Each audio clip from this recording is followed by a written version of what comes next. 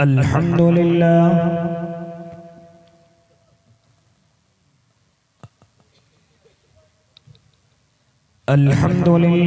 نحمده ونستعينه ونستغفره ونؤمن به ونتوكل عليه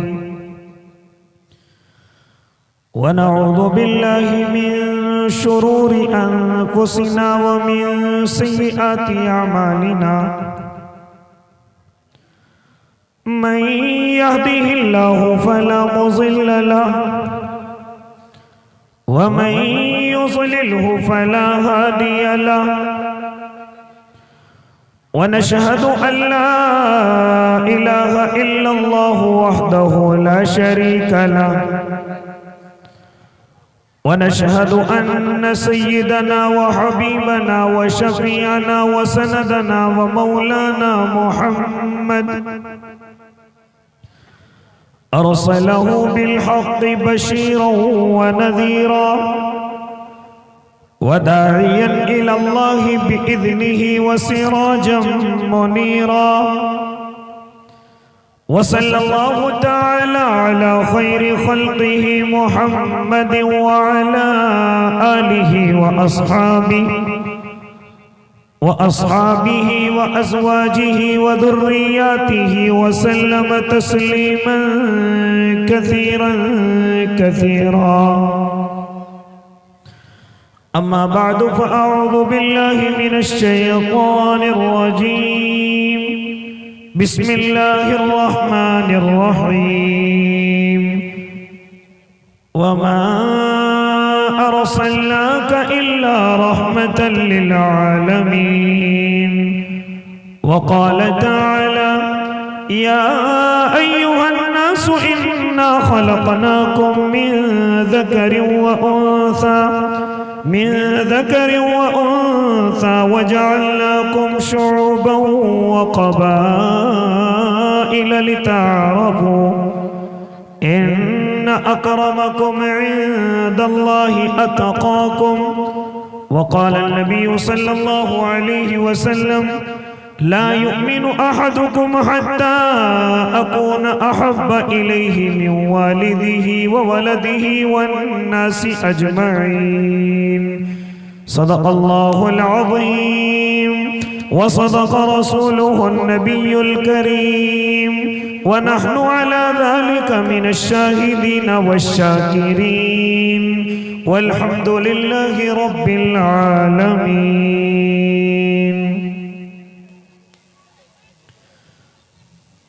کچھ کفر نے فتنے پھیلائے، کچھ ظلم نے شعلے بھڑکائے،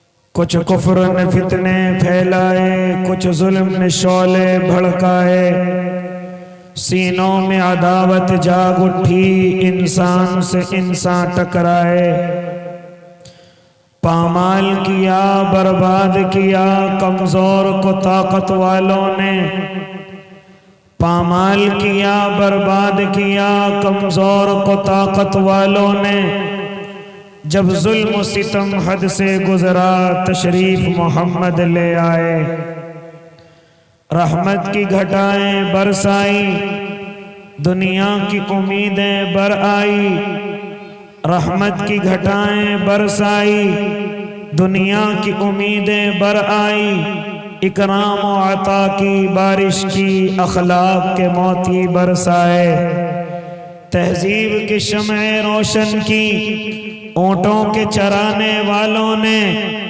تہذیب کی شمع روشن کی اونٹوں کے چرانے والوں نے، کانٹوں کو گلوں کی قیمت دی، ذروں کے مقدر چمکائے، کعبے کی زمین اور عرش کہاں، پل بھر میں کہاں، دم بھر میں کہاں، کعبے کی زمین اور عرش کہاں، پل بھر میں کہاں، دم بھر میں کہاں، پتھر کو عطا کی گویائی اور چاند کے ٹکڑے فرمائے، عورت کو حیا کی چادر دی، غیرت کا غازہ بھی بخشا، عورت کو حیا کی چادر دی، غیرت کا غازہ بھی بخشا، شیشوں میں نزاکت پیدا کی، کردار کے جوہر چمکائے، توحید کا دھارا رک نہ سکا، اسلام کا پرچم جھک نہ سکا۔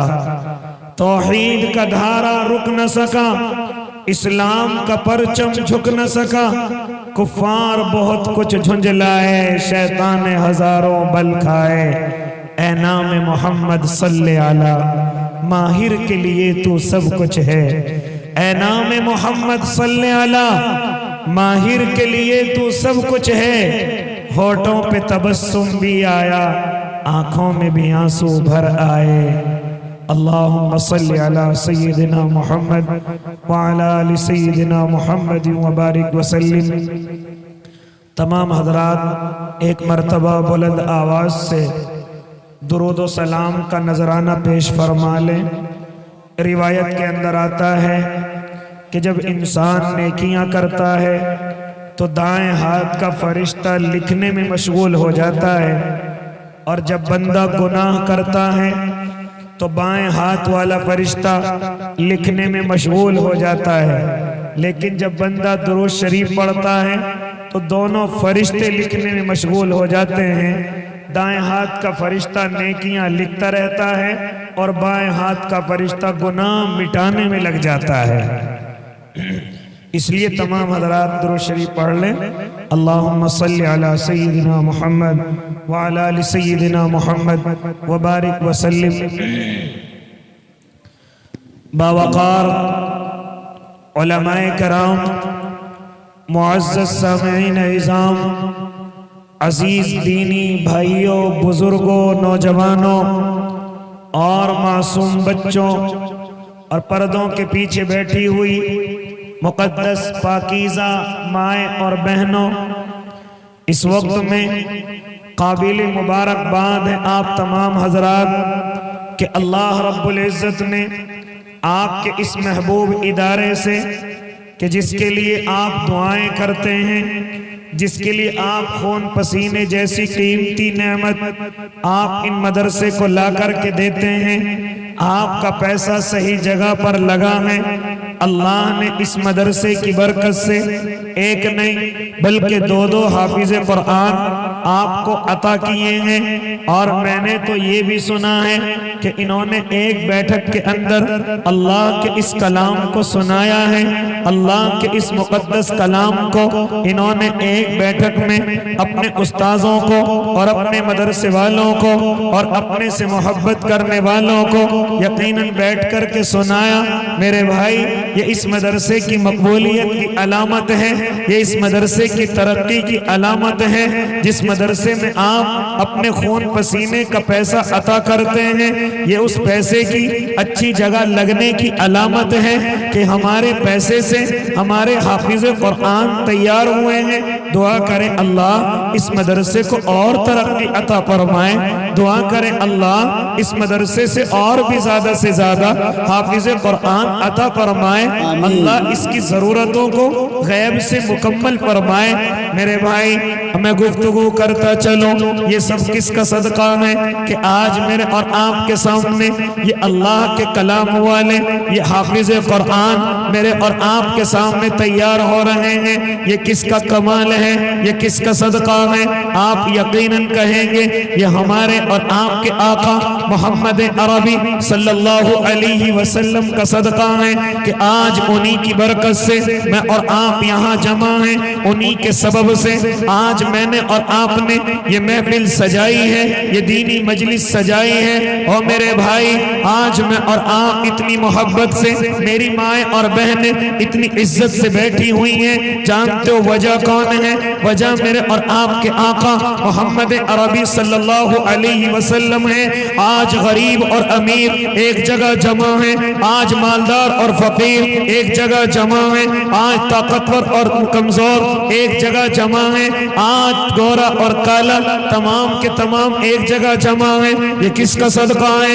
یہ میرے اور آپ کے آقا محمد عربی صلی اللہ علیہ وسلم کا صدقہ ہے۔ ورنہ آقا کے آنے سے پہلے ارے اس زمین کے حالات بدلے ہوئے ہیں، اس زمین کے حالات بگڑے ہوئے ہیں۔ آؤ ذرا معلوم کرو اپنے علماء کرام سے، یہ علماء بتلائیں گے کہ آقا کے آنے سے پہلے غریبوں کی کوئی قدر نہیں، مظلوموں کی کوئی قدر نہیں، بے کسوں کی کوئی کوئی قدر نہیں، بے سہاراؤں کی کوئی قدر نہیں، مظلوموں کا کوئی ساتھ دینے والا نہیں، کمزوروں کا کوئی ساتھ دینے والا نہیں، یہاں تک کہ جس کی طاقت ہے اسی کی حکومت ہے، جس کے پاس پیسہ ہے اسی کی حکومت ہے، جس کے پاس اولادوں میں بیٹے ہیں اسی کی حکومت ہے۔ عورت کی کوئی قدر نہیں، مائیں بہنوں کی کوئی قدر نہیں، دنیا نہیں جانتی کہ ماں کسے کہتے ہیں، دنیا نہیں جانتی بہن کسے کہتے ہیں، دنیا نہیں جانتی بیٹی کسے کہتے ہیں، دنیا نہیں جانتی ارے بہن کسے کہتے ہیں، لیکن جیسے ہی میرے اور آپ کے آقا اس زمین پر تشریف لاتے ہیں، سب سے پہلے میرے آقا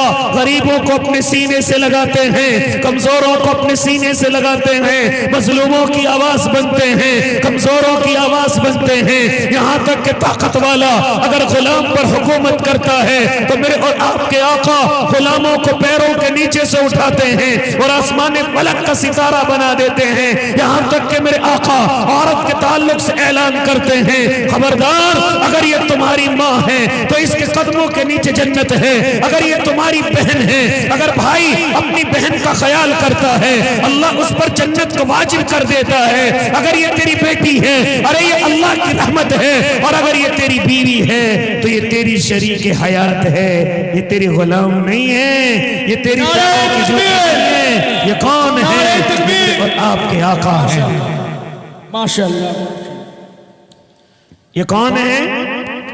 یہ میرے اور آپ کے آقا محمد عربی صلی اللہ علیہ وسلم ہیں، ورنہ معلوم کرو علماء سے، یہ مجھے اور آپ کو بتلائیں گے ارے آقا کے آنے سے پہلے اس زمین کا نظام بگڑا پڑا ہے، اس زمین کا نظام بدلا ہوا ہے، لیکن میرے آقا تشریف لاتے ہیں، ارے غریبوں کا سہارا بنتے ہیں، کمزوروں کا سہارا بنتے ہیں، غلاموں کو عزت دیتے ہیں، ہاں ان کو زمین سے اٹھا کر کے میرے اور آپ کے آقا آسمان کی طرف بلندیوں کی طرف لے کر کے چلتے ہیں، لیکن آقا کے آنے سے پہلے یہ نظام نہیں ہے۔ آپ کہیں گے ہم کن سے معلوم کریں؟ آؤ ذرا آپ کو بتلاتا چلو، میں اور آپ چلتے ہیں حضرت بلال حبشی کی خدمت میں، آؤ میں اور آپ چلتے ہیں۔ اے بلال، آپ اللہ کے نبی کے اتنے بڑے عاشق کیسے ہو گئے کہ ان پر جان نچھاور کرنے والے ہو گئے، ان پر جان لٹانے والے ہو گئے؟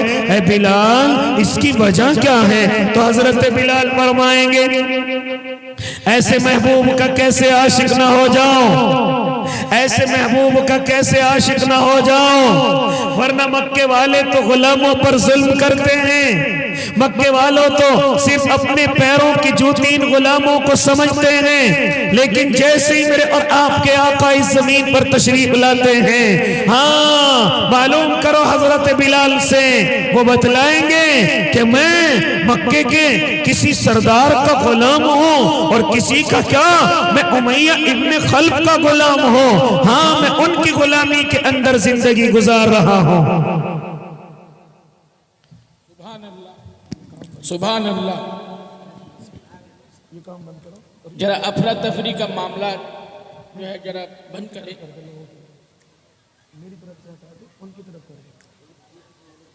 شور شرابہ ہو رہا ہے۔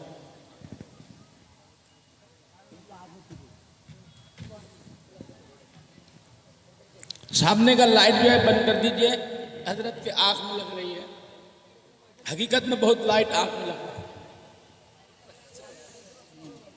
اس لیے میرے بھائی میں بات کیا کہنے چلا، آقا کے آنے سے پہلے ان غلاموں کی کوئی قدر و منزلت نہیں، غریبوں کی کوئی قدر و منزلت نہیں۔ حضرت بلال سے معلوم کریں، اے بلال آپ نبی کے اتنے بڑے عاشق کیسے ہو گئے، آپ نبی کے اتنے بڑے دیوانے کیسے ہو گئے؟ تو حضرت بلال فرمائیں گے، حضرت بلال کہیں گے کون قدر کرتا تھا غلاموں کی، کون قدر کرتا تھا ہم جیسے غریبوں کی؟ ارے ہمارے غلام تو ہم پر ظلم کرتے تھے اور صبح سے لے کر شام تک ظلم کی چکی ہمارے اوپر پیسا کرتے تھے، لہذا ایک مرتبہ بلال بتلاتے ہیں کہ میں اپنے مکے کے ایک سردار کا غلام ہوں، لہذا وہ سردار مجھ پر ظلم کرتا ہے، مجھے ستو پیسنے کے لیے کہتا ہے، میں روزانہ چکی سے ستو پیستا ہوں، لہذا رات کے اندھیرا ہو جاتا، مجھے سکون نہ ملتا، میرا بدن تھک کر کے چور ہو جاتا، لیکن مجھے سکون نہ ملتا۔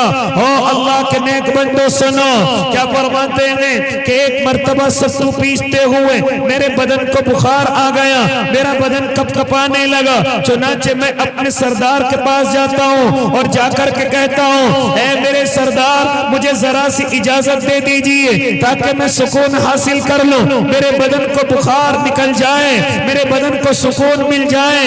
وہ بلال سے کہتا ہے یہاں غلاموں کو کوئی سکون نہیں ہے، غلاموں کی عزت یہاں جانوروں سے زیادہ نہیں ہے، لہذا آپ اپنے کام کے اندر لگ جائیں۔ چنانچہ حضرت بلال اپنے کام کے اندر لگ جاتے ہیں۔ ہاں ایسے وقت میں بلال کہتے ہیں کہ میں چکی پیس رہا ہوں، میں ستو پیس رہا ہوں، چنانچہ میرا بدن کپ کپا رہا ہے، میں بخار کی وجہ سے کپ کپا رہا ہوں، لیکن میرا کوئی خیال کرنے والا نہیں، مجھ سے کوئی آ کر کے معلوم کرنے والا نہیں، ہاں کوئی پرسان حال نہیں، کوئی ہمدرد اور غمخوار نہیں۔ ایسے وقت میں میرے گھر کا دروازہ کھلتا ہے اور ایک نورانی چہرہ گھر کے اندر داخل ہوتا ہے۔ وہ نورانی چہرہ جب مجھے روتے ہوئے دیکھتا ہے، میری آنکھوں کے آنسوؤں کو دیکھتا ہے، ہاں وہ نورانی چہرہ میرے قریب آتا ہے اور آ کر کے کہتا ہے او اللہ کے بندے تیرے رونے کی وجہ کیا ہے؟ اس طرح تیرے رونے کی وجہ کیا ہے؟ تیرے آنکھوں میں آنسوؤں کی وجہ کیا ہے؟ تو آخر رو کیوں رہا ہے؟ چنانچہ حضرت بلال فرماتے ہیں میں نے کہا کون ہے جو غلاموں کی ہمدردی کرنے آیا؟ کون ہے جو اس عرب کی سرزمین پر غلاموں کا خیال کرنے والا آیا؟ ارے یہاں تو غلاموں کو صرف اپنے پیروں کی جوتی سمجھا جاتا ہے، پیروں کی دھول سمجھا جاتا ہے، یہ کون ہے جو میرا خیال کرنے آیا؟ وہ نورانی چہرے والے کہتے ہیں ارے اللہ کے بندے بتا تو صحیح تیری پریشانی کیا ہے، تیرے رونے کی وجہ کیا ہے؟ تو حضرت بلال کہتے میں نے کہا میرے بدن کو بخار ہے، میرا بدن کپ کپا رہا ہے، مجھے سردی لگی ہوئی ہے، میرے مالک نے مجھے ستو پیسنے کے لیے کہا ہے۔ وہ نورانی چہرے والے کہتے ہیں او اللہ کے بندے ہاں دودھ لا کر کے دیتے ہیں، دوائی لا کر کے دیتے ہیں، اور پھر دودھ اور دوائی کے بعد فرماتے ہیں جاؤ جا کر کے آرام کرو۔ بلال کہتے ہیں اگر میں آرام کروں گا تو یہ ستو کون پیسے گا؟ چنانچہ وہ نورانی چہرے کہتے ہیں جا تو آرام تو کر، تیرا ستو میں پیسوں گا۔ چنانچہ ہاں حضرت بلال جا کر کے آرام کرنے لگتے ہیں، ہاں وہ نورانی چہرے والے ستو کو پیسنے لگتے ہیں۔ بلال کہتے ہیں ایک دن ہو گیا، 2 دن ہو گئے، یہاں تک کہ میرے بدن کو سکون مل گیا، میں گھر کے اندر سے نکل کر کے آیا اور کہا او اللہ کے بندے تم جا سکتے ہو لیکن جاتے ہوئے اپنا نام تو بتلاؤ جو غلاموں کی اتنی ہمدردی کر رہا ہو۔ کہا میں کوئی اور نہیں ہوں، میں محمد عربی صلی اللہ علیہ وسلم ہوں۔ وہ کون تھے جو پوری رات غلام کی طرف سے ستو پیس رہے تھے؟ میری بات سمجھ میں تو آ رہی ہے نا بھائی؟ ایسا تو نہیں کہ میں جلدی جلدی آپ کے سامنے بات کر رہا ہوں اور آپ کی سمجھ میں نہ آ رہی ہو، اس لیے آپ بتا دیں، اگر سمجھ میں آ رہی ہے تو ٹھیک ہے، ورنہ میں اپنی آواز کو اور آہستہ کر دوں، اپنی زبان کو اور ہلکا کر دوں تاکہ بات آپ کی سمجھ آ جائے۔ بات سمجھ آ رہی ہے نا؟ میرے بھائی ذرا سنتے چلے جائیں۔ حضرت بلال فرماتے ہیں ایسے محبوب کا کیوں نہ عاشق ہو جاؤں کہ جنہوں نے ہم غلاموں کا خیال کیا، جنہوں نے ہمیں زمین سے اٹھایا اور عزتوں کی طرف لے کر کے چلے گئے۔ کیسی عزت فرمائی حضرت بلال حبشی کی، کیسی عزت فرمائی۔ آؤ سنو، کیونکہ میرے اور آپ کے آقا اس زمین پر آنے کے بعد یہ اعلان کر چکے تھے اے زمین کے لوگوں سن لو، تم تمام کے تمام انسان برابر ہو، کوئی بڑا اور چھوٹا نہیں ہے، کوئی گورا اور کالا نہیں ہے، بلکہ اس شریعت مطہرہ کا آج سے فیصلہ ہوگا کہ تم تمام کے تمام انسان برابر ہو۔ اور یہ قرآن کا بھی فیصلہ آ چکا ہے اور یہ اللہ کی طرف سے بھی حکم آ چکا ہے۔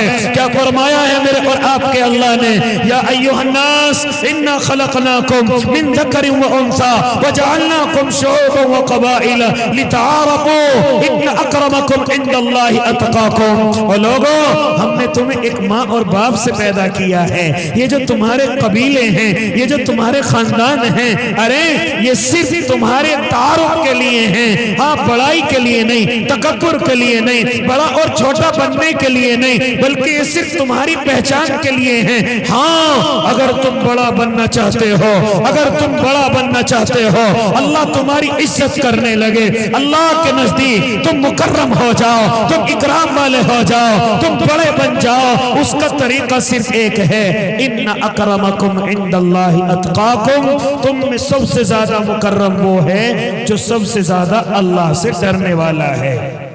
سبحان اللہ۔ جو سب سے زیادہ کس سے ڈرنے والا ہے؟ اللہ سے ڈرنے والا ہے۔ اللہ سے ڈرنے والا گورا ہے یا کالا، اللہ کو اس سے کوئی غرض نہیں، مالدار ہے یا غریب ہے، اللہ کو اس سے کوئی غرض نہیں۔ اللہ سے ڈرنے والا عرب کا رہنے والا ہے یا عجم کا، اللہ کو اس سے کوئی غرض نہیں۔ طاقتور ہے یا کمزور ہے، اللہ کو اس سے کوئی غرض نہیں۔ ہاں میرے بھائی، یہ اللہ رب العزت کی طرف سے فیصلہ ہے، اگر عزت چاہتے ہو تو صرف اور صرف اللہ سے ڈر کر کے زندگی گزارو۔ اگر تم چاہتے ہو کہ اللہ کے نزدیک مکرم ہو جائیں، اللہ کے نزدیک عزت والے ہو جائیں، تو تمہیں اللہ سے ڈر کر کے زندگی گزارنی ہوگی۔ جو اللہ سے ڈرے گا اللہ اس کو عزت عطا کرے گا، اور جو اللہ سے نہ ڈرے گا اللہ اسے ذلیل کرے گا، اللہ اسے رسوا کرے گا، اس دنیا کے اندر بھی ذلیل کرے گا اور آخرت کے اندر بھی ذلیل کرے گا۔ لہذا جو بھائی یہ چاہے کہ اللہ کے نزدیک اکرام ہو جائے، اللہ کے نزدیک مکرم بن جاؤ، تو آؤ اللہ سے ڈرنے والے ہو جاؤ، آؤ اللہ کی ماننے والے ہو جاؤ، آؤ اللہ کو اپنا بنا لو، آؤ اللہ کے بن کر کے ہو جاؤ۔ اس زندگی کو اللہ سے ڈر کر کے گزارو، یہ نہ دیکھو ہماری برادری کیا ہے، اللہ کے نزدیک عزت دار رہو گے، یہ نہ دیکھو ہم تو بالکل کالے کلوٹے ہیں، اللہ ہماری عزت کیسے کرے گا۔ نہ میرے بھائی، ارے وہ حضرت بلال کی عزت کیسے کرتا ہے، آؤ سنو تو صحیح، وہ کتنے کالے کلوٹے ہیں، حبشہ کے رہنے والے ہیں، خاندان کیا ہے کوئی نہیں جانتا، حبشہ سے بھاگ کر کے آئے ہیں، اللہ کے نبی کے عاشق ہو گئے، کیسے عزت فرمائی، آؤ تمہیں بتلاتا چلو کیسے عزت فرمائی حضرت بلال حبشی کی۔ آپ فرماتے ہیں جب میرے اور آپ کے آقا مکہ المکرمہ کے اندر داخل ہو رہے ہیں اور میرے آقا کی زبان پر یہ الفاظ ہیں، انا فتحنا لک فتحا مبینا، ہاں یہ ترانہ گنگناتے ہوئے میرے اور آپ کے آقا مکہ المکرمہ کے اندر داخل ہو رہے ہیں، آپ کعبے کے قریب پہنچتے ہیں، آپ کعبے کے پاس جاتے ہیں، ہاں کعبے پر جا کر کے جہاں 360 بت رکھے ہوئے ہیں، میرے اور آپ کے آقا ایک چھڑی کو پکڑتے ہیں اور بت کو لگاتے ہیں، اعلان کرتے ہیں جاء الحق وزهق الباطل ان الباطل کان زهوقا۔ میرے اور آپ کے آقا ایک بت کو چھڑی لگاتے ہیں، فرماتے ہیں جاء الحق وزهق الباطل ان الباطل کان زهوقا، ہاں حق آ گیا ہے، باطل کو جانا پڑے گا، باطل جانے کی چیز ہے۔ بت کو ہاتھ لگاتے ہیں زمین پر گرتا ہے، پھر چھڑی لگاتے ہیں زمین پر گرتا ہے، یہاں تک کہ اب میرے اور آپ کے آقا یہ فرماتے ہیں او لوگوں عرب کی سرزمین پر اعلان کر دو کہ اب غیر اللہ کی حکومت ختم ہے، آج سے اللہ کی حکومت شروع ہوگی۔ سبحان اللہ۔ آج سے کس کی حکومت شروع ہوگی؟ اللہ اللہ کی حکومت شروع ہوگی۔ کیا ہے اللہ کی حکومت؟ کیا ہے میرے اللہ کی حکومت؟ آؤ ذرا سنو او اللہ کے نیک بندو، او سنو اللہ کے دینداروں، او سنو اللہ کے پیاروں، کیا ہے اللہ کی حکومت؟ غریب اور امیر برابر ہوں گے۔ کیا ہے اللہ کی حکومت؟ ہاں مظلوموں کی آواز اٹھائی جائے گی۔ کیا ہے اللہ کی حکومت؟ جو پسماندہ طبقات ہیں ان کے حقوق انہیں دیے جائیں گے، جو غریب مظلوم کسان یا اسی طریقے سے کوئی طبع کچلے لوگ ہیں ان تمام کے حقوق دیے جائیں گے۔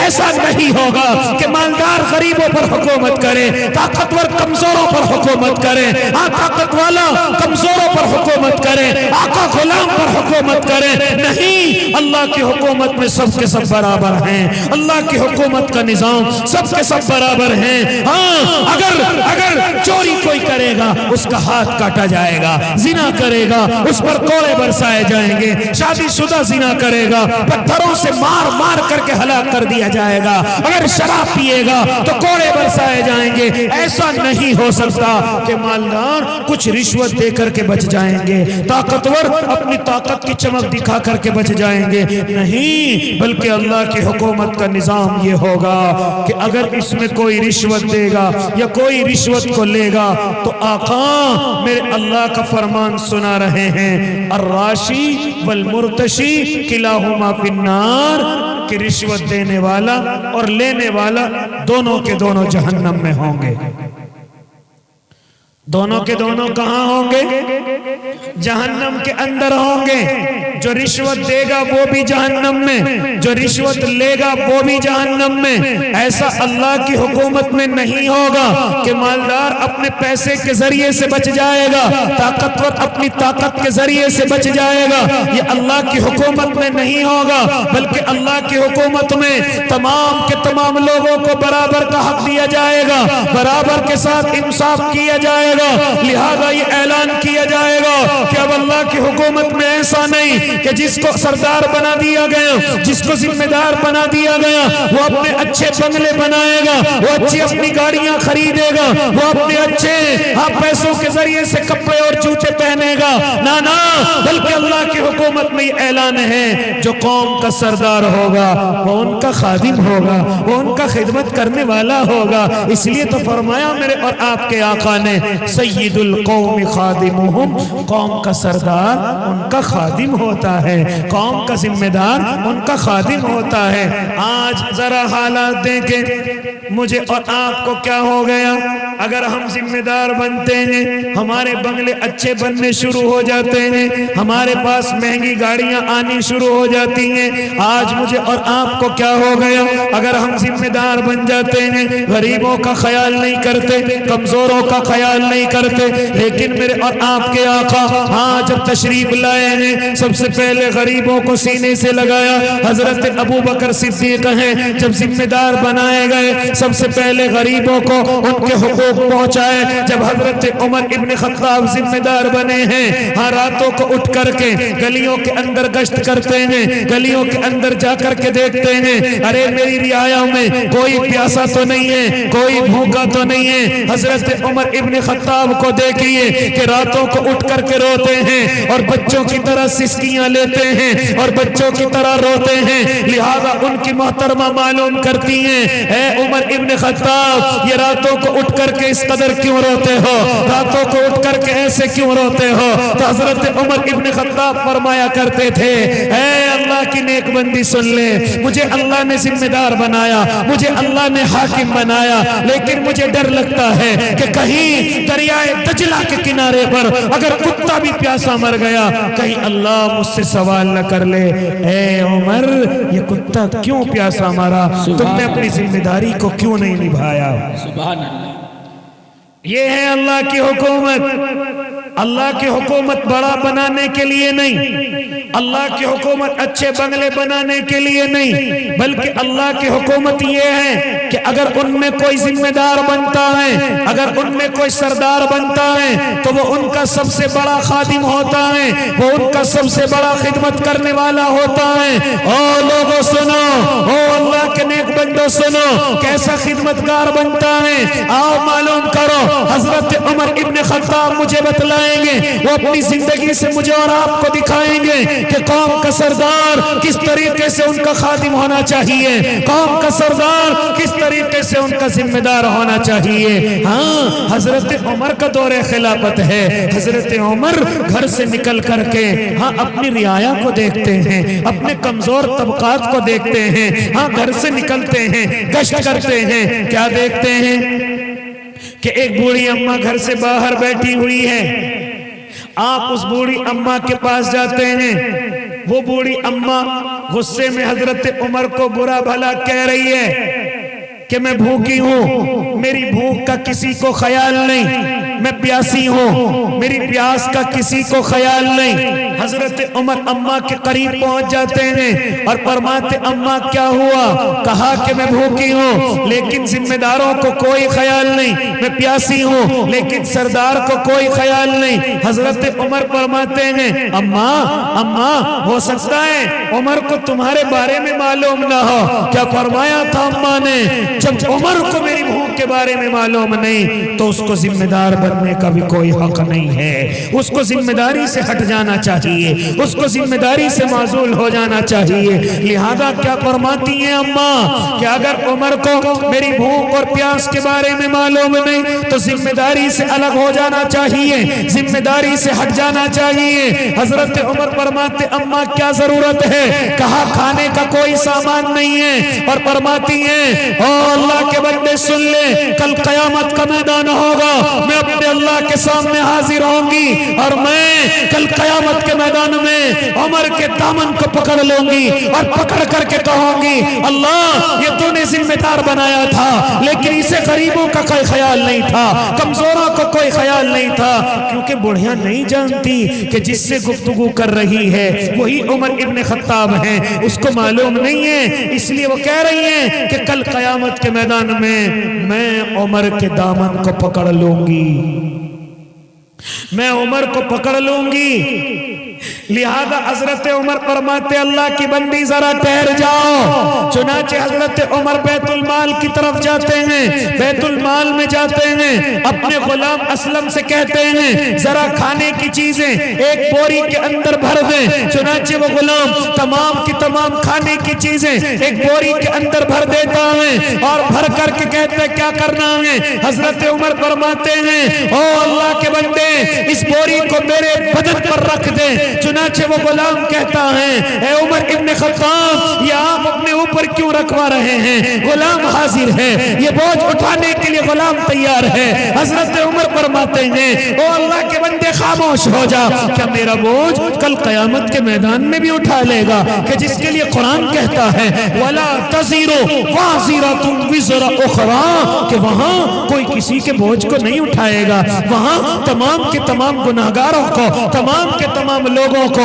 اپنا بوجھ خود ہی اٹھانا پڑے گا، وہاں کوئی کسی کا بوجھ نہیں اٹھائے گا۔ حضرت عمر فرماتے ہیں اے غلام اگر تو وہاں میرا بوجھ اٹھا لے تو یہاں بھی اٹھا لے۔ کہا کہ وہاں کون اٹھا سکتا ہے؟ تو پھر حضرت عمر فرماتے ہیں تو یہ بوجھ میرے ہی بدن پر لاد دے۔ یہ کس کے بدن پر لاد دے؟ میرے ہی بدن پر لاد دے۔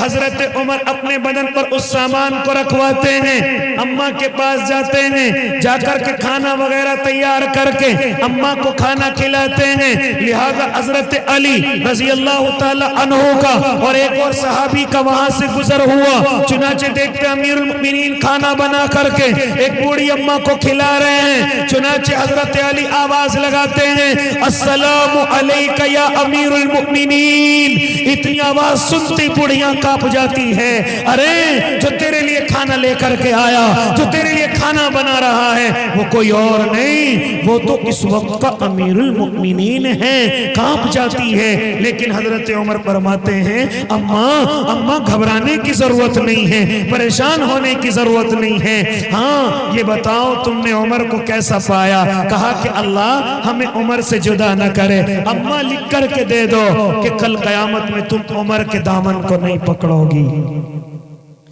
یہ ہے اللہ کی حکومت کہ قوم کا سردار ان کا خادم ہوتا ہے، قوم کا سردار ان کی خدمت کرنے والا ہوتا ہے، قوم کا سردار بڑا نہیں ہوتا، قوم کا سردار اونچی جگہ بیٹھنے والا نہیں ہوتا، بلکہ قوم کا سردار ان کا خادم ہوتا ہے۔ میں بات یہ لے کر کے چلا کہ حضرت بلال حبشی میرے اور آپ کے آقا مکہ المکرمہ کے اندر داخل ہو رہے ہیں، یہ اعلان کرتے ہوئے اتنا فتحنا لک فتحا مبینا، لہذا میرے اور آپ کے آقا کعبے کے قریب پہنچتے ہیں کہ آج اللہ کی حکومت آئے گی، آج غیر اللہ کی حکومت ختم ہوگی، آج سے تمام کے تمام لوگوں کو برابر کا حق دیا جائے گا۔ یہ آواز کون لگائے گا، یہ اعلان کون کرے گا کہ آج سے اللہ کی حکومت شروع ہو رہی ہے؟ کون ہے آواز لگانے والا؟ تو میرے اور آپ کے آقا کی نظریں حضرت ابو بکر پر پڑتی ہیں، حضرت عمر پر پڑتی ہیں، حضرت عثمان و حیدر پر پڑتی ہیں، لیکن میرے اور آپ کی نظریں جب حضرت بلال پر پڑتی ہیں تو میرے آقا فرماتے ہیں بلال سب سے نکل کر کے آ جاؤ، آؤ کعبے کی چھت پر چڑھ کر کے اذان دے دو۔ حضرت بلال جوتیاں اتارنے لگتے ہیں، میرے آقا فرماتے ہیں بلال یہ کعبہ تیری جوتیوں سے افضل نہیں ہے، اے بلال جوتیوں سمیت کعبے پر چڑھ جاؤ۔ حضرت بلال ہاں ہائٹ کم ہے چڑھا نہیں جاتا، میرے آقا اپنے کندھوں کو پیش کر دیتے ہیں، بلال میرے کندھوں پر چڑھو اور کعبے پر چڑھ کر اللہ کا نام بلند کر دو۔ آج مکے کے بڑے بڑے چودھری یہ منظر دیکھ کر کے اپنے آپ میں ذلت محسوس کر رہے تھے کہ غلاموں کو کعبے کی چھت پر چڑھایا جا رہا ہے، غلاموں سے اعلان کرایا جا رہا ہے، لیکن ان کو معلوم نہیں میرے اور آپ کے آقا اور ان کی شریعت میں غلام اور سردار سب کے سب برابر ہیں۔ اس لیے میرے بھائی آقا کے آنے سے پہلے اس زمین کا نظام بدلا ہوا ہے، اس زمین کا نظام بگڑا ہوا ہے۔ اور میری مائیں بہنوں سنو، آج میری مائیں بہنیں یہاں تشریف رکھتی ہیں، میں ان سے گفتگو کرنے چلا۔ آقا کے آنے سے پہلے عورتوں کی کوئی قدر نہیں تھی، مائیں بہنوں کی کوئی قدر نہیں تھی، لیکن جیسے ہی میرے اور آپ کے آقا اس زمین پر تشریف لاتے ہیں اعلان کرتے ہیں خبردار اگر یہ عورت تمہاری ماں ہے تو اس کے قدموں کے نیچے جنت ہے، اگر یہ عورت تمہاری بہن ہے اور بھائی اپنی بہن کا خیال کرتا ہے اس کے اوپر جنت واجب کر دی جاتی ہے۔ ہاں میرے آقا نے فرمایا کہ اگر کسی کے یہاں بیٹی پیدا ہوتی ہے ہاں وہ اپنی بیٹی کو بوجھ نہ سمجھے، وہ اپنی بیٹی کو ذلت کی چیز نہ سمجھے، کیونکہ زمانہ جاہلیت میں آقا کے آنے سے پہلے ان بیٹیوں کے پیدا ہونے کو ذلت کی چیز سمجھا جاتا تھا۔ آقا کے آنے سے پہلے اگر کسی کے گھر میں بیٹی پیدا ہو جائے تو اپنا چہرہ چھپاتا پھرتا تھا، وہ اپنے آپ کو چھپاتا پھرتا تھا، لیکن جیسے ہی میرے آقا تشریف لائے اعلان کر دیا اور لوگوں سن لو اگر کسی کے یہاں 4 بیٹیاں ہیں وہ چاروں بیٹیوں کی پرورش کرتا ہے، ان کے نکاح کرا دیتا ہے، کل جنت میں وہ میرے ساتھ اس طرح ہوگا۔ انگلیوں کا اشارہ فرمایا کہ وہ جنت میں میرے ساتھ اس طرح ہوگا، وہ جنت میں میرا ساتھی ہوگا۔ یہ بیٹیاں بوجھ نہیں ہیں، یہ بیٹیاں ذلت کی چیز نہیں ہیں، یہ بیٹیاں اللہ کی رحمت ہیں، یہ بیٹیاں اللہ کا بھیجا ہوا انعام ہے، کیونکہ اللہ جب کسی بندے سے خوش ہوتا ہے، جب کسی بندی سے خوش ہوتا ہے تو اللہ ان کے گھر کے اندر بیٹیوں کو بھیجتا ہے، ان کے گھر کے اندر بیٹیاں پیدا ہوتی ہیں جن سے اللہ راضی ہوتا ہے، اللہ ان کے گھروں میں بیٹیوں کی پیدائش کرتا ہے۔ اسی لیے آقا کے آنے سے پہلے بیٹیوں کو ذلت کی چیز سمجھا جاتا، بیٹیوں کو اگر کسی کے گھر میں پیدا ہو جائے تو وہ اسے زندہ ہی دفنا دیا کرتا تھا، وہ اسے زندہ ہی درگور کر دیا کرتا تھا، لیکن میرے آقا آئے اور فرمایا خبردار یہ بیٹیاں اللہ کی رحمت ہیں، بیٹے اللہ کی نعمت ہیں لیکن بیٹیاں اللہ کی رحمت ہیں۔ میرے آقا کے آنے سے پہلے بیوی کی کوئی قدر نہیں، بیوی کو صرف پیروں کی جوتی سمجھا جاتا، بیوی اگر ماہواری سے ہو جاتی تو اس کو گھر سے نکال دیا جاتا کہ جب تک تم پاک اور صاف نہ ہو جاؤ تب تک تمہیں گھر میں آنے کی اجازت نہیں، لیکن میرے آقا تشریف لائے فرمایا یہ عورت تمہارے پیر کی جوتی نہیں بلکہ تمہارے دل کے قریب رکھی جانے والی چیز ہے، یہ تمہاری شریک حیات ہے، یہ تمہاری معین ہے، یہ تمہاری مشیر ہے، یہ تمہاری دوست ہے، ہاں یہ تمہاری غلام نہیں ہے، یہ تمہاری پیروں کی جوتی نہیں ہے۔ ورنہ آقا کے آنے سے پہلے عورت کی قدر کیا ہوتی ہے یہ دنیا نہیں جانتی، لیکن میرے آقا کیا فرماتے ہیں اگر یہ عورت تمہاری ماں ہے تو اس کے قدموں کے نیچے جنت ہے، اور فرماتے تھے کاش میرے بھی ماں ہوتی اور میں نماز کی نیت باندھ چکا ہوتا اور میری ماں مجھے آواز لگاتی بیٹا محمد، تو میں اپنی ماں کی آواز سن کر اپنی نیت کو توڑ دیا کرتا اور کہتا اماں میں حاضر، اماں بتلائیے کیا حکم ہے۔ میں اپنی ماں کے لیے نماز کی نیت توڑ دیتا۔ کیا فرماتے تھے میرے آقا؟ اگر کسی کو ایک حج اور ایک عمرے کا ثواب روزانہ چاہیے، آؤ اپنے ماں باپ کی طرف دیکھ لیں، آؤ اپنے ماں باپ کو محبت کی نظروں سے دیکھ لیں۔ اگر کوئی بندہ دن میں اپنے ماں باپ کو ایک مرتبہ محبت کی نظروں سے دیکھ لے، اللہ اسے ایک حج اور ایک عمرے کا ثواب عطا کرتا ہے۔ آقا کے آنے سے پہلے یہ کوئی قدر و منزلت نہیں، لیکن میرے آقا کے آنے کے بعد اگر کوئی اپنے ماں باپ کو محبت کی نظروں سے دیکھ لے تو اس کو ایک حج اور ایک عمرے کا ثواب ملتا ہے۔ صحابہ نے عرض کیا یا نبی اللہ، اگر ہم اپنے ماں باپ کو دن میں 50 مرتبہ دیکھیں تو آقا فرماتے ہیں ارے اللہ کے تصورات تم سے بڑھ کر ہیں، تم تو کہتے ہو 50 مرتبہ، اگر دن میں 1000 مرتبہ بھی دیکھو گے، محبت کی نظروں سے دیکھو گے، اللہ تمہیں ایک حج اور ایک عمرے کا ثواب عطا کرے گا۔ ارے کیا فرماتے تھے میرے اور آپ کے آقا؟ اگر کسی کو یہ دیکھنا ہے کہ میرا اللہ مجھ سے راضی ہے یا ناراض ہے تو اس کو چاہیے کہ وہ اپنے ماں باپ کو دیکھ لے۔ کس کو دیکھ لے؟ اپنے ماں باپ کو دیکھ لے۔ کیا فرماتے تھے میرے اور آپ کے آقا؟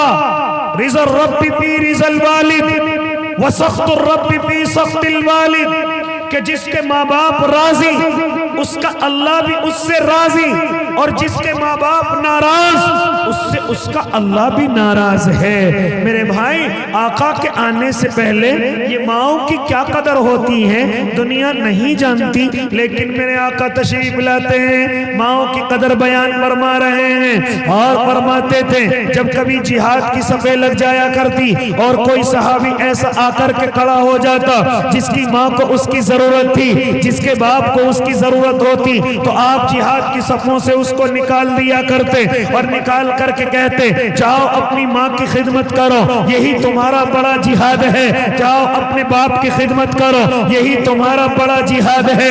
لہذا میرے اور آپ کے آقا ہاں صفوں سے نکال دیا کرتے، اگر کسی کو کسی کی ماں کی خدمت کی ضرورت ہوتی تو آپ فرما دیا کرتے او میرے صحابی سب سے نکل جاؤ اور نکل کر کے اپنی ماں کی خدمت کرو، اللہ تمہیں جہاد سے زیادہ ثواب دے گا۔ اپنے باپ کی خدمت کرو، اللہ تمہیں جہاد سے زیادہ ثواب دے گا۔ او میرے بھائی، آقا کے آنے سے پہلے اس طرح کی کوئی قدر و منزلت نہیں، لیکن میرے آقا آئے ہیں، معلوم کرو حضرت اویس قرنی سے کون ہے حضرت اویس، کون ہے اللہ کے نیک بندے؟ یہ علماء بتلائیں گے ارے وہ اللہ کے نبی کے زمانے میں اس دنیا کے اندر آ چکے تھے، اللہ کے نبی کے وقت میں وہ ایمان قبول کر چکے تھے، لیکن میرے آقا میرے آقا کے پاس آتے ہیں، اگر اویس قرنی ایک مرتبہ بھی اللہ کے نبی کو دیکھ لیتے، ایک ہلکی سی گھڑی، ایک ہلکی سی جھلک بھی اگر وہ اللہ کے نبی کو دیکھ لیتے تو صحابی بن جاتے۔ کیا بن جاتے؟ صحابی بن جاتے، لیکن نہ دیکھ سکے۔ ایک مرتبہ آئے تھے اللہ کے نبی کی خدمت میں، اور میرے اور آپ کے آقا اس وقت میں مدینے میں موجود نہیں تھے، آ کر کے فرماتے اللہ کے نبی میں آپ کی خدمت کے لیے حاضر ہوا تھا، لیکن اللہ کے نبی زیادہ دیر نہیں رک سکتا کیونکہ میری ماں بیمار ہے، میری ماں کو میری خدمت کی ضرورت ہے۔ کیا فرمایا تھا میرے آقا نے؟ اویس جاؤ اپنی ماں کی جا کر کے خدمت کرو، تمہیں مجھے دیکھنے کی ضرورت نہیں ہے، تمہیں مجھے دیکھنے پر اتنا ثواب نہیں جتنا اپنی ماں کی خدمت پر تمہیں ثواب ملے گا، جاؤ تم جا کر کے اپنی ماں کی خدمت کرو۔ چنانچہ میرے اور آپ کے آقا کے یہاں سے حضرت اویس اپنے یہاں لوٹ آتے ہیں، لیکن جب میرے اور آپ کے آقا تشریف لاتے ہیں، حضرت عمر کو بلاتے ہیں اور بڑے سارے صحابہ کو بلاتے ہیں، ہیں اور اپنی قمیص اتار کر کے دیتے ہیں. حضرت عمر سے فرماتے ہیں اے عمر لو یہ میری قمیص ہے. تمہارے زمانے میں جب تمہارا دور خلافت ہوگا, ہاں ایک اویس نام کا آئے گا, جب وہ تمہارے دور خلافت میں آ جائے تو یہ میری قمیص اس اویس کو دے دینا اور اس قمیص کو دے کر کے کہنا کہ وہ میری امت کے لیے دعائے مغفرت کرے, وہ میری امت کے لیے دعائے مغفرت کرے. حضرت عمر ابن خطاب کا دور خلافت آیا, جب بھی حج کرنے کے لوگ آتے تو حضرت عمر اعلان کیا کرتے تھے ارے کوئی اویس آیا ہے, کوئی اویس نام کا اللہ کا نیک بندہ قرن سے آیا ہے. چنانچہ لوگ کہہ دیا کرتے تھے حضرت عمر ہر سال کس کا اعلان لگاتے ہیں. ایک مرتبہ قرن سے ایک قبیلہ آیا اور آ کر کے حج کرتا ہے. حضرت عمر ان کے پاس پہنچتے ہیں اور پہنچ کر کے کہتے ہیں کیا تمہارے ساتھ اویس بھی آئے ہیں, کیا تمہارے ساتھ اویس بھی آئے ہیں. چنانچہ وہ کہتے ہیں ارے تمہیں اویس کی کیا ضرورت پڑ گئی, تم کہاں اویس کو, ہاں وہ تو کہیں بکریاں چرا رہا ہوگا, وہ تو کہیں اونٹ چرا رہا ہوگا. چنانچہ حضرت عمر حضرت علی کو اپنے ساتھ لے کر جنگلوں میں نکل جاتے ہیں اور نکل کر کے دیکھتے ہیں کہ ایک بیچارہ غریب سا اللہ کا نیک بندہ اونٹوں کو چرا رہا ہے. چنانچہ آپ اس کے پاس پہنچتے ہیں اور پہنچ کر کے وہ ابھی حالت نماز میں ہیں. چنانچہ ان کے پاس پہنچتے ہیں, جیسے وہ سلام پھیرتے ہیں, سلام کرتے ہیں اور کہتے ہیں لو یہ قمیص ہے اللہ کے نبی کی ہے, انہوں نے آپ کو دینے کے لیے کہا ہے اور کہا تھا کہ اویس سے کہنا وہ میری امت کے لیے دعائے مغفرت کرے.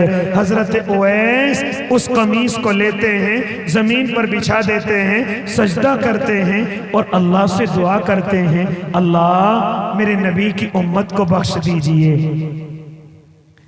آواز آتی ہے ہم نے اتنی امت کو بخش دیا.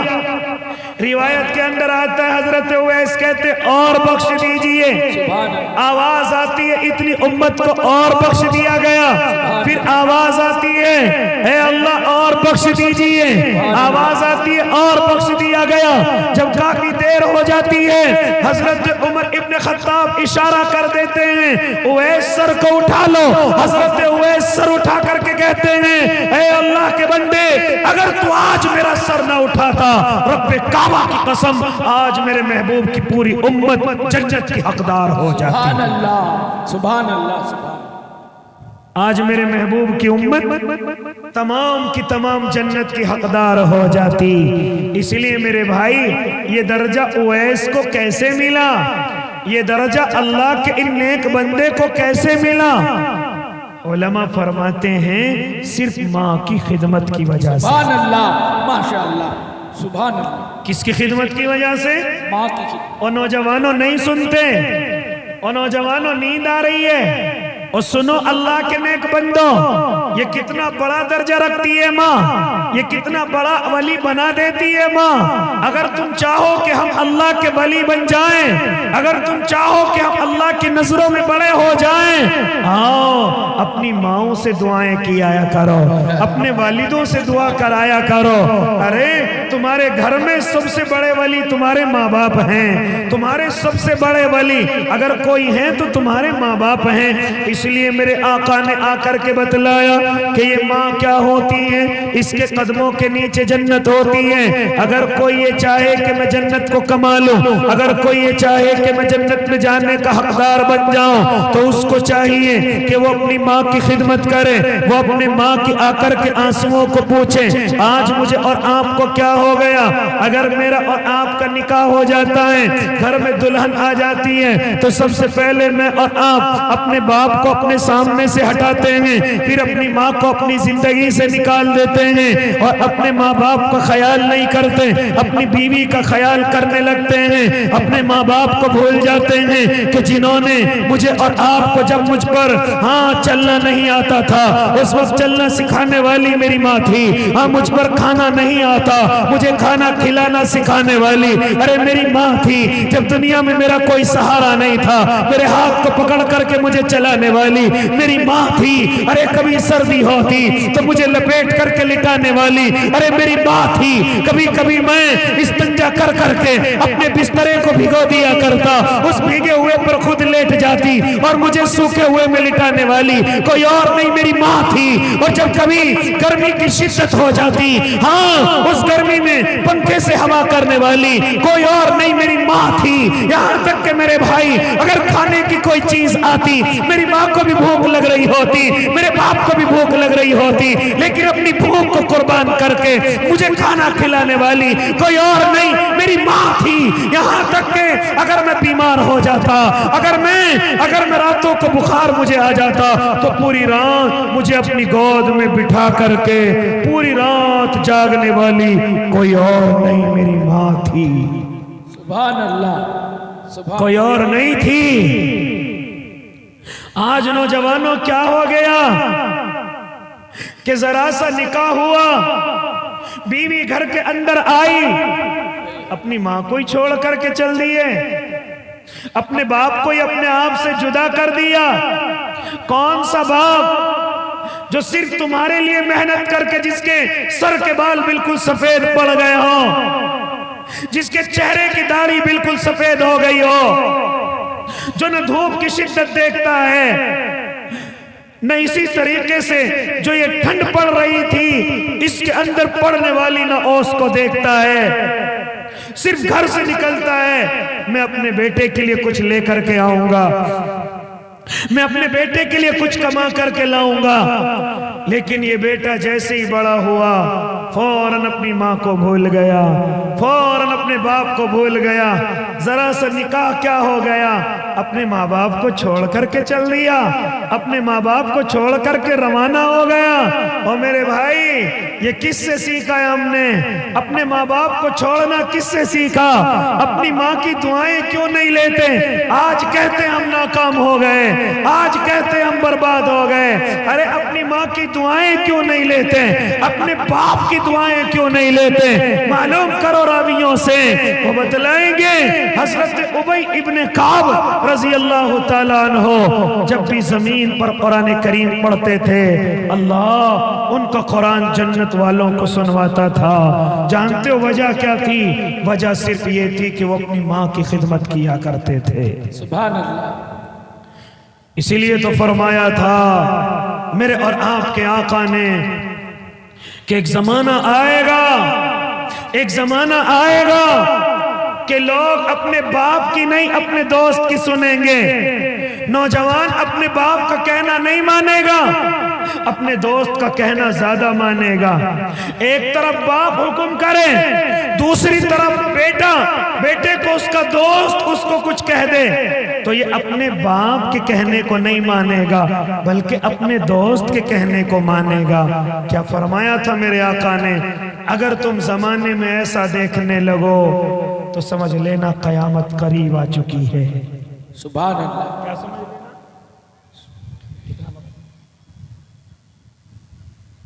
کیا سمجھ لینا؟ قیامت بالکل قریب آ چکی ہے۔ جب جوان اپنے باپ کے کہنے کو نہ مانے، اپنے دوست کی بات کو مانے، تو کیا فرمایا تھا میرے آقا نے؟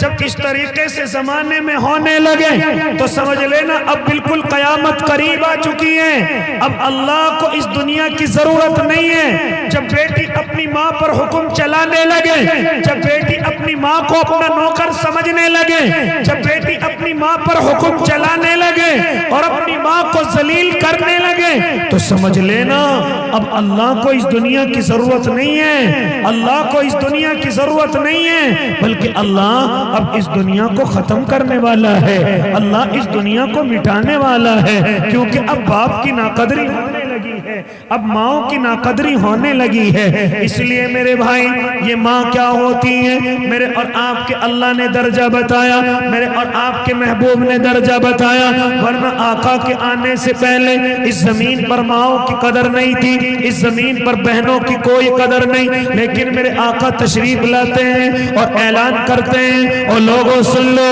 اور لوگوں سن لو، اگر کوئی بھائی اپنی بہن کا خیال کرتا ہے وہ نکاح کے بعد بھی بھی اس کی پرورش اور اس کا خیال کرتا ہے اور اس کے لیے کھانے پینے کی اور ہدیے کی چیزیں لے کر کے جاتا ہے، ایسے بھائی کے لیے جنت واجب ہو چکی ہے۔ سن رہو او اللہ کے نیک بندو، ایک زمانہ ایسا تھا کہ جب لوگ اپنی بہنوں کی بڑی قدر کیا کرتے تھے، لیکن آج بھائی اپنی بہنوں کی خدمتوں سے بھاگتے ہیں، اپنی بہنوں سے منہ پھیرتے ہیں۔ میرے آقا نے بہن کی خدمت کا انجام بتلایا ہے، بہن کی خدمت کا بدلہ بتلایا ہے۔ میرے اور آپ کے آقا ان کے کوئی بہن نہیں تھی، خالی بیان نہیں، بلکہ میرے آقا نے اپنی بہن کی کیا عزت کی ہے۔ آؤ تمہیں بتلاتا چلو، علماء موجود ہیں، غزوہ بنو مستلق کا موقع ہے، آپ نے غزوہ بنو مستلق کے اندر یہ کون سا غزوہ ہے، آؤ تمہیں بتلاؤں۔ اللہ کے نبی نے اس غزوے میں فتح حاصل کی ہے، اور علماء فرماتے ہیں کہ اس غزوے میں 12,000 بھیڑ بکریاں، 6,000 اونٹ، اور اسی طریقے سے 600 آدمی غلام بنا کر کے اللہ کے نبی کی خدمت میں لائے گئے تھے۔ 12,000 بھیڑ بکریاں، 6,000 اونٹ، اور اسی طریقے سے 600 سے زیادہ غلام اللہ کے نبی کی خدمت میں لائے گئے تھے، اللہ کے نبی کے یہاں لائے گئے۔ اسی مجمع کے اندر ایک بوڑھی اماں آتی ہیں اور آ کر کے کہتی ہیں صحابہ سے، اے صحابہ جانتے ہو جو یہ تمہارا سردار ہے، جو یہ تمہارے محمد عربی ہیں، جانتے ہو یہ میرے بھائی ہیں۔ صحابہ کہتے ہیں ہمارے سردار کے تو کوئی بہن نہیں تھی، ہمارے سردار کے تو کوئی بہن نہیں تھی، آپ کون ہیں جو ہمارے سردار کو اپنا بھائی کہتی ہیں؟ وہ فرماتی ہیں جاؤ اللہ کے نبی کو بلا کر کے لاؤ، میں ان کی بہن ہوں۔ چنانچہ صحابی اللہ کے نبی کی خدمت میں پہنچتے ہیں اور جا کر کے عرض کرتے ہیں یا نبی اللہ، ایک عورت تشریف لائی ہے، ایک عورت آئی ہے اور وہ آ کر کے کہتی ہے کہ محمد میرے بھائی ہیں۔ اللہ کے نبی آپ کے کوئی بہن نہیں تھی۔ چنانچہ میرے آقا اپنے خیمے سے باہر تشریف لاتے ہیں، لا کر کے دیکھتے ہیں کہ ایک بوڑھی اماں کھڑی ہوئی ہیں، میرے اور آپ کے آقا ان سے معلوم کرتے ہیں ارے اللہ کی بندی کون ہے؟ وہ اللہ کی بندی کہتی ہیں اے محمد بھول گئے، ارے میں تمہاری بہن ہوں، ارے میں تمہاری بہن ہوں۔ بھول گئے اس وقت کو کہ جب تمہارا بچپنا تھا، جب تم بچپنے کی زندگی گزار رہے تھے اور میں اور تم بکریاں چرانے کے لیے جنگل کے اندر نکل جایا کرتے تھے، میں تمہیں جنگل میں لے جا کر اپنی گود میں اٹھا کر کے اللہ سے دعائیں کیا کرتی تھی، ربنا ابقی لنا محمدا، ربنا ابقی لنا محمدا۔ میں آسمان کی طرف اللہ سے دعائیں کیا کرتی تھی، اللہ میرے محمد کو باقی رکھنا، اللہ میرے محمد کو پوری دنیا کا سردار بنا دینا، اس کی سرداری کو پوری دنیا کے لیے قائم رکھنا۔ اے محمد بھول گئے، تم نے بچپنے میرے کاٹا تھا، آج بھی میرے اوپر کاٹنے کا نشان ہے۔ اے محمد بھول گئے، میں کوئی اور نہیں، میں تمہاری سگی بہن تو نہیں ہوں، لیکن میں تمہاری ماں حضرت حلیمہ سعدیہ کی بیٹی شیمہ ہوں، لہذا میں تمہاری سگی بہن نہیں ہوں، میں تمہاری رضائی بہن ہوں، میں تمہاری رضائی بہن ہوں۔ میرے آقا جب اتنا سنتے ہیں کہ میری بہن دروازے پر آئی ہے، آپ اپنے کندھے سے کملی کو اتارتے ہیں، اس کو زمین پر بچھا دیتے ہیں اور فرماتے ہیں اے میری بہن آؤ اس کملی پر آ کر کے بیٹھ جاؤ۔ کیا فرماتے ہیں؟ آؤ اس کملی پر آ کر کے بیٹھ جاؤ۔ چنانچہ وہ کہتی ہیں میری اتنی حیثیت کہاں کہ تمہاری اس کملی پر بیٹھ جاؤں؟ چنانچہ فرماتے میرے آقا اے میری بہن میں دنیا کے لیے سردار ہوں، میں صحابہ کا سردار ہو سکتا ہوں، ان کا آقا ان کا محبوب ہوں، لیکن میں تیرے لیے تیرا بھائی ہوں، لہذا تم میری اس کملی پر آ کر کے بیٹھ جاؤ۔ جب حضرت حلیمہ اس کملی پر آ کر کے، ان کی بیٹی اس کملی پر آ کر کے بیٹھ جاتی ہیں، چنانچہ میرے آقا پھر فرماتے ہیں اے میری بہن تیرے آنے کی وجہ کیا ہے؟ چنانچہ حضرت شیبہ فرماتی ہیں اے اللہ کے نبی میں اس لیے بتائی ہوں کہ جو تمہارے یہاں غلام قیدی بن کر کے آئے ہیں ان میں میرا شوہر بھی ہے، اگر آپ چاہو تو ان کو آزاد کر دو۔ چنانچہ میرے آقا فرماتے ہیں، صحابہ کی طرف دیکھتے ہیں اور فرماتے ہیں اے میرے صحابہ کیا کہتے ہو؟ چنانچہ صحابہ فرماتے ہیں یا نبی اللہ آپ خود مختار ہیں، آپ حکم کر دیجئے۔ چنانچہ میرے آقا حکم فرماتے ہیں سنو، آج میری بہن میرے دروازے پر آئی ہے، آج ان کے شوہر کو نہیں بلکہ شوہر کی محبت میں تمام کے تمام غلام آزاد کر دیے جائیں گے۔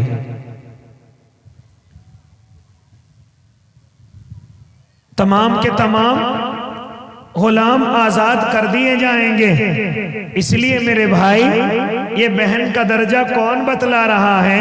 یہ میرے اور آپ کے آقا بتلا رہے ہیں کہ اگر بہن زندگی کے کسی موڑ پر بھی اگر تمہارے دروازے پر آ جائے، اگر تمہارے گھر پر کے کوئی بھی سوال کرنے کے لیے آ جائے، تو بھائی کا حق یہ ہے کہ اپنی بہن کے سوال کو نہ ٹالے، اپنی بہن کے سوال کو نہ ختم کرے بلکہ اپنی بہن کے سوال کو پورا کر دے۔ چاہے بھائی کتنا ہی مالدار ہو جائے، چاہے بھائی کتنا ہی بڑا بن جائے، لیکن اپنی بہنوں کو نہیں بولنا ہے۔ دعا کریں انشاءاللہ، ارادے کریں کہ اپنی ماں کی قدر کریں گے انشاءاللہ، اپنی بہن کا خیال کریں گے انشاءاللہ، اپنی بہن کا جب ان کا نکاح ہو جائے گا انشاءاللہ اس کے بعد بھی اپنی بہنوں کا خیال رکھیں گے۔ اس لیے میرے بھائی میرے آقا کے آنے سے پہلے ان بہنوں کی کوئی قدر نہیں، ان مظلوموں کی کوئی قدر نہیں، لیکن جیسے ہی میرے آقا آتے ہیں فرماتے ہیں بہن کیا ہوتی ہے، اس کا درجہ کیا ہوتا ہے، یہ میرے آقا صحابہ کو سمجھا رہے ہیں۔ پھر اس کے بعد فرمایا ہاں یہ بیوی کیا ہوتی ہے۔ آج لوگ اپنی بیویوں کو اپنے پیروں کی جوتی سمجھتے ہیں، آج ان بیویوں کو یہ لوگ اپنی غلام سمجھتے ہیں، لیکن میرے آقا نے کیا فرمایا، یہ تمہارے پیروں کی جوتی نہیں ہے، یہ تمہاری غلام بھی نہیں ہے بلکہ یہ تمہاری شریک حیات ہے، ارے یہ تمہاری دوست ہے، یہ تمہاری مشیر ہے۔ اور میرے اور آپ کے آقا اپنی بیویوں سے کس قدر محبت فرماتے تھے، کس قدر محبت فرماتے تھے۔ اور لوگوں تمہیں معلوم ہے میرے آقا نے 11 نکاح فرمائے ہیں، میرے آقا نے 11 نکاح کیے ہیں۔ جانتے ہو 11 نکاح کرنے کی وجہ مجھے اور آپ کو سبق دینا تھا۔ کیا سبق دینا تھا کہ اگر تمہاری بیوی تمہاری عمر سے زیادہ آ جائے تو تمہیں محبت حضرت خدیجہ کی طرح کرنی ہے۔ کبھی کبھی ایسا ہو جاتا ہے کہ بیوی کی عمر شوہر سے زیادہ ہو جاتی ہے، لوگ اس سے نفرت کرتے ہیں، لوگ ان سے محبت نہیں کرتے، لیکن میرے آقا کی عمر کتنی ہے ذرا آپ مجھے بتلاؤ۔ میرے اور آپ کے محبوب کی عمر پہلے نکاح کے وقت میں 25 سال ہے، اور حضرت خدیجہ الکبریٰ کی عمر کتنی ہے 40 سال ہے، اور کتنی محبت فرماتے تھے، کتنی محبت فرماتے تھے۔ سب سے زیادہ بیویوں میں اگر کسی سے محبت فرماتے تھے تو حضرت خدیجہ الکبریٰ سے محبت فرماتے تھے۔ ہاں کیا فرماتی ہیں حضرت عائشہ کہ جب حضرت خدیجہ الکبریٰ اس دنیا سے رخصت ہو گئی تھی تو میرے آقا کبھی کبھی جانور ذبح کیا کرتے تھے، اور جانور ذبح کرنے کے بعد آپ تھوڑا تھوڑا گوشت حضرت خدیجہ کی سہیلیوں کے گھر بھجوایا کرتے تھے۔ حضرت خدیجہ کی سہیلیوں کے گھر کیوں بھجوایا کرتے تھے؟ ارے میری خدیجہ بھی ایسے بھجوایا کرتی تھی، میری خدیجہ بھی ایسے ہی اپنی سہیلیوں کے گھر پر اسی طریقے سے گوشت بھجوایا کرتی تھی۔ اتنی محبت فرماتے تھے، بار بار حضرت خدیجہ الکبریٰ کا تذکرہ کیا کرتے تھے۔ حضرت عائشہ فرماتی ہیں کبھی کبھی تو مجھے غصہ بھی آ جایا کرتا تھا، اے میرے محبوب آپ اس سفید جبڑے والی کا، اس بوڑھی کا کیوں تذکرہ کرتے ہو؟ چنانچہ اتنا سنتے تھے میرے آقا کا چہرہ لال ہو جایا کرتا تھا، اور فرمایا کرتے تھے اے عائشہ حضرت خدیجہ ہی تھی، وہ وہی تھی جب مکے والوں نے میرے لیے اپنے دروازوں کو بند کر لیا تو اس وقت میں دروازوں کو میرے لیے کھولنے والی کوئی اور نہیں حضرت خدیجہ ہی تھی۔ جب اسلام غربت کی حالت میں تھا تو اپنا سارا مال لٹا کر کے اسلام کو مضبوطی دینے والی کوئی اور نہیں حضرت خدیجۃ الکبریٰ ہی تھی۔ جب تمام مکے والوں نے مجھ سے نفرت کی اور مجھے گھروں سے نکالا، اس وقت میں مجھ سے محبت کرنے والی، اپنا گھر دینے والی حضرت خدیجۃ الکبریٰ ہی تھی۔ کیا فرماتے تھے میرے آقا کہ خدیجہ خدیجہ ہی تھی۔ اس لیے حضرت خدیجہ کے تعلق سے کچھ نہ کہنا۔ فرماتے تھے، کیا فرماتے تھے کہ اگر عائشہ جانتے ہو حضرت خدیجۃ الکبریٰ نے اپنا تمام کا تمام مال اللہ کی راہ میں قربان کر دیا تھا، صرف اس اسلام کو مضبوط کرنے کے لیے۔ کتنی محبت فرمایا کرتے تھے۔ روایت کے اندر ہے، سیرت کی کتابوں میں ہے، جب تک حضرت خدیجہ اللہ کے نبی کے نکاح میں رہی، آپ نے کسی دوسری عورت سے نکاح نہیں فرمایا۔ آپ نے حضرت خدیجہ کو جب تک اپنے نکاح میں رکھا، اور جب حضرت خدیجہ اس دنیا سے رخصت ہو گئی، پھر اس کے بعد آپ نے نکاح فرمائے ہیں، ورنہ حضرت خدیجہ کے ہوتے ہوئے آپ نے کسی دوسری عورت سے نکاح نہیں فرمایا۔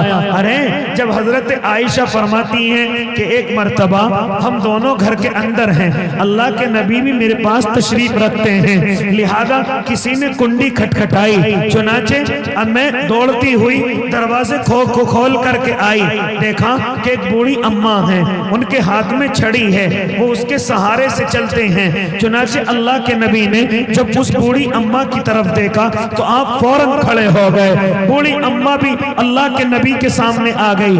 اب بوڑھی اماں اللہ کے نبی کو دیکھ کر کے رونے لگی، اللہ کے نبی اس بوڑھی اماں کو دیکھ کر کے رونے لگے۔ اللہ کے نبی کی آنکھوں میں آنسو ہیں، اس بوڑھی اماں کی آنکھوں میں آنسو ہیں، لہذا دونوں کے دونوں زاروں قطار رونے لگے، دونوں کے دونوں اس قدر رونے لگے کہ جب کھڑے کھڑے روتے روتے تھک گئے تو میرے اور آپ کے آقا اور وہ بوڑھی اماں زمین پر بیٹھ گئے، پھر بیٹھ کر کے رونے لگے۔ جب کافی دیر روتے روتے ہو گئی تو میرے آقا آواز لگاتے ہیں، عائشہ گھر میں کچھ کھانے کے لیے ہے؟ کیا فرماتے میرے آقا؟ عائشہ گھر میں کچھ کھانے کے لیے ہے؟ اگر ہے تو لے کر کے آؤ۔ چنانچہ حضرت عائشہ کھانے کی چیز لے کر کے آتی ہیں۔ جب وہ دے کر کے فارغ ہو جاتی ہیں، میرے آقا پھر آواز لگاتے ہیں، اے عائشہ گھر میں تیرے کچھ کپڑے رکھے ہوئے ہوں گے، عائشہ ان کو بھی لے کر کے آ جا۔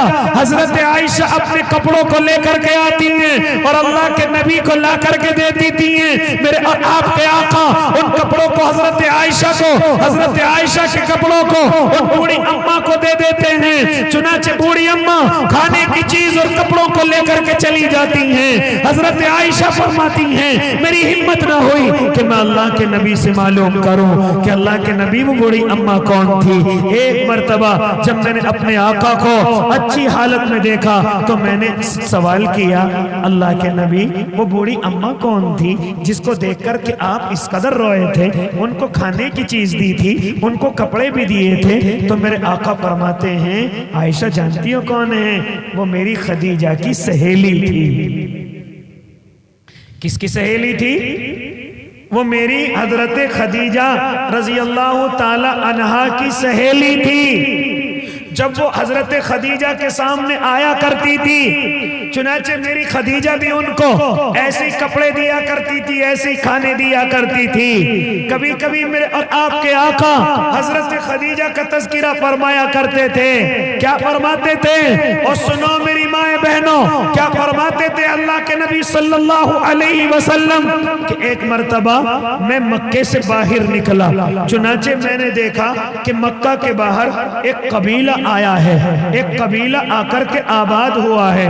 اس قبیلے کے بچے بھوک کی وجہ سے تڑپ رہے ہیں، ان کے بدنوں پر کپڑے نہیں ہیں، ان کے پاس کھانے کی چیزیں نہیں ہیں، وہ پیڑوں کے پتے کھا رہے ہیں۔ چنانچہ میرے اور آپ کے آقا آ کر کے گھر آ کر کے آرام سے سکون سے لیٹ جاتے ہیں اور لیٹ کر کے اپنی کملی کو اوڑھ کر کے سو جاتے ہیں۔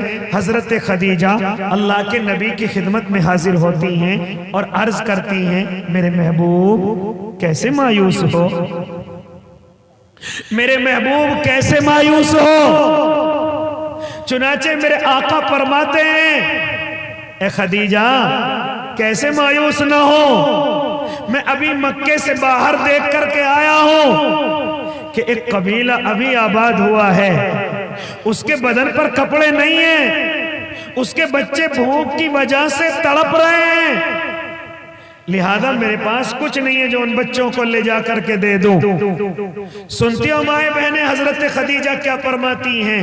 اللہ کے نبی مکے کے فلاں فلاں مالدار کو بلواؤ، فلاں فلاں مالدار کو بلواؤ۔ چنانچہ آقا فلاں فلاں مالدار کو تقریباً 4 یا 5 مالدار کو بلواتے ہیں۔ حضرت خدیجہ فرماتی ہیں میرا جتنا بھی تم پر ادھار ہے وہ میرا واپس لا کر کے دے دو، میرا جتنا بھی مال تمہارے اوپر ہے وہ میرا لا کر کے دے دو۔ میرے آقا فرماتے ہیں وہ اتنی اشرفیاں ڈالتے ہیں، اتنی اشرفیاں ڈالتے ہیں کہ اشرفیوں کا اتنا بڑا ڈھیر لگ جاتا ہے کہ میں ان اشرفیوں کے پیچھے چھپ جاتا ہوں، اتنا بڑا ڈھیر لگ جاتا ہے۔ میرے آقا سے حضرت خدیجہ فرماتی ہیں اے نبی جی یہ سب قسم مال تمہارا ہے، یہ سب قسم مال تمہارا ہے، آپ چاہو تو کسی بھی غریب پر خرچ کر سکتے ہو۔ آج تو مدرسے کی آواز لگائی جائے کہ او بھائی او میری بہنوں، اس جامعہ فاروقیہ کو تمہاری خون پسینے کی کمائی کی ضرورت ہے، تو میں اور آپ اپنی جیبوں میں ہاتھ ڈالنے سے گھبراتے ہیں کہیں ہم غریب نہ ہو جائیں، کہیں ہم کمزور نہ ہو جائیں۔ ہم گاڑیاں کہاں سے لائیں گے؟ ہم اپنے مکان کہاں سے بنائیں گے؟ اور میرے بھائی ذرا آ کر کے دیکھو ان مدرسوں کے اندر کتنے غریب اور معصوم بچے تعلیم حاصل کرتے ہیں، کتنے کمزور گھروں کے بچے ان مدرسوں کے اندر تعلیم حاصل کرتے ہیں۔ ارے میرے اور آپ کے آقا کے آنے کے بعد ان غریبوں کا کوئی خیال کرنے والا نہ تھا، ان کمزوروں کا کوئی سہارا بننے والا نہ تھا، لیکن میرے آقا آئے ہیں، میرے اللہ نے ترتیب بنائی ہے۔ اے امت کے مالداروں، اپنے مالوں سے جو تم کماتے ہو، جو کما کر کے رکھتے ہو، ان مالوں میں ان غریبوں کے بھی حصے ہیں، ان کمزوروں کے بھی حصے ہیں، ان یتیموں کے بھی حصے ہیں، ان بے سہاراؤں کے بھی حصے ہیں۔ لہذا جب تم مالک نصاب بن جاؤ، جب تمہارے پاس 52.5 تولے چاندی کہیں سے آ جائے، جب تم 7.5 تولے سونے کے مالک ہو جاؤ، جب تم نقد مال اور تجارت کے مال کے مالک بن جاؤ، تو اس میں سے 2.5% تم پر زکوٰۃ بنتی ہے۔ لہذا ان میں سے نکال کر غریبوں کو دے دو، ان میں سے نکال کر کمزوروں کو دے دو۔